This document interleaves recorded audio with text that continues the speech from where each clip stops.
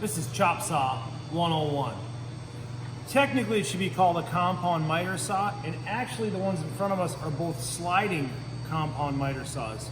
So let's get into it. Okay, first of all, when you come to this miter saw, it might be wrapped up for transport. Standard would be that the power cord is wrapped around the head 3 times, so we want to take that out. Make sure that our power cord is not near our blade or underneath it. We want it to be out the back, free and clear.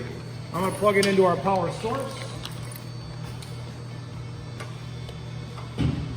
Next, over here, really close, there's almost always going to be a locking mechanism for the arbor or the tilt. Okay, this pin right here locks this from being able to tilt up and allow material to slide underneath. Go over on that side, over here. If we bring this down right now and lock it in, I can't even get a board in there, so I have to unlock that. That is for transport, so that when it's locked, I can grab the handle and I can lift in the center and move it. I need to unlock that, lift it up. Now I'm ready to place material in here and make a cut. On the Makitas, come over here. The miter slide right now, there's 2 rails here that allow this miter to slide. That's locked. I have to push this lever right here in order to unlock that and allow this to freely slide. Now what that does in the full back position or aft, it's going to allow us just to make normal cuts. Come over here at the deepest part of the blade. Okay, if I slide this forward, you'll notice there's a gap here. So the reason is I get more blade depth here, or cut depth. I can cut up to a 2x12 board cross cut on here, which is quite an advantage compared to a standard chop saw, which would just do this. Okay, so I have that unlocked. I can slide. If I want to lock that in, I'm over here. I can pull that slide, and now I have a brake on that slider, so it's not doing multiple things at once. If I'm only cutting a 2x6, I can get that all in one cut here. Maybe I want to lock it in and I don't want to use the sliding feature. Okay, so really your choice. You can make a little bit nicer cut if you unlock, start out here, cut down, and then run all the way through the board. Okay, next up, some basics on cutting safety and lining up a mark. So first of all, I have a factory edge here. You can see it's really worn from the treating process, and I might want to cut that clean to have a squared edge. So I'll throw my speed square on it, make a mark. I can check. That's pretty close to square, and then I'm going to put an X for the side that I want the blade to be on. Lining up our mark here, number 1, we want to make sure that the material is against the fence or the backstop. And the reason is if I were to cut this right now like this with a gap here, the blade would grab it, it would twist because it's pulling backwards, bind, and make a big wood explosion. So always want to make sure that we are feeling our material slide against the backstop. Good habit to push our material in, slide it over to where we want to find our mark, and start to get ourselves lined up. Okay, if you come over, that's a pretty good angle right here. Second thing, what I want you to practice is, I don't want you to keep your thumb out. We always want to stay away from cut path. So tuck your thumb in, even as you're sliding and aligning here. We are going to have to hold the material and brace it, okay? And I'm left-handed, so for me, back up a little bit. This is a natural cut position. So I can go left hand here. I'm not crossing my arms. I can bring the saw down, line it up, make a cut. If I were right-handed, I would likely want to flip this board because I'm cutting so little off. Pin it here with my left hand, come over on this side. These saws are all designed for right-handed people, okay? The release button for the trigger is a thumb release on this, so come in close, you need to see this.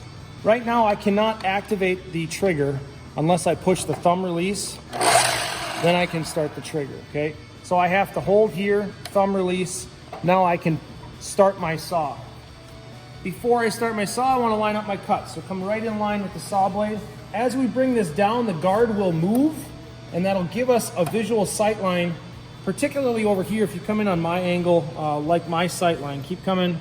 Okay, now I can see and inch this over, move in really close to the blade. There you go. I can inch this over. Remember, the kerf of the blade or the width of the blade we have to account for. So I want the left side of the blade to be lined up with my mark. and I'm going to, if I'm super accurate, I want to take the line. Okay, so I can roll it back and forth a little bit. I'm going to check that I'm pushed into the fence right now. My thumb is tucked away. I'm going to allow the head to lift up, push the release button back up a little bit here. You can get the whole thing. I want to let the saw come up to speed before I make the cut. Then I'm going to go down through slowly. I'm going to let the saw stop completely before I lift the head up. And notice my 2x6 cut did not make it all the way through. So I'm going to have to use the sliding feature on this. I'm free sliding right now. Come all the way out, let the saw come up to speed again. And I'm going to let that stop and finish. Raise up. Raise this all the way up so the blade guard comes in place. I can take my scrap piece, toss it into the garbage because it is treated, or our dumpster pile, and move on to my next cut. Okay, other considerations on the simple cross cut.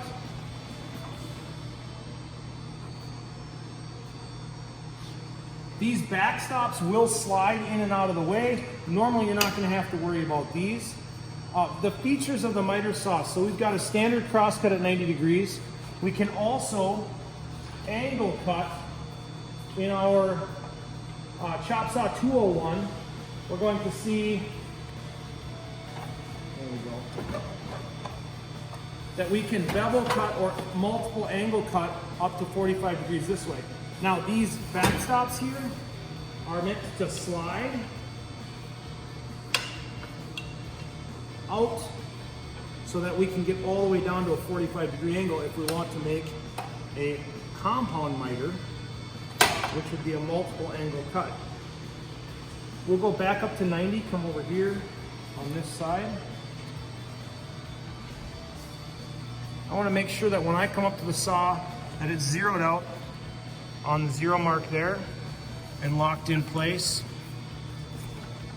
And over here, that it's zeroed out here.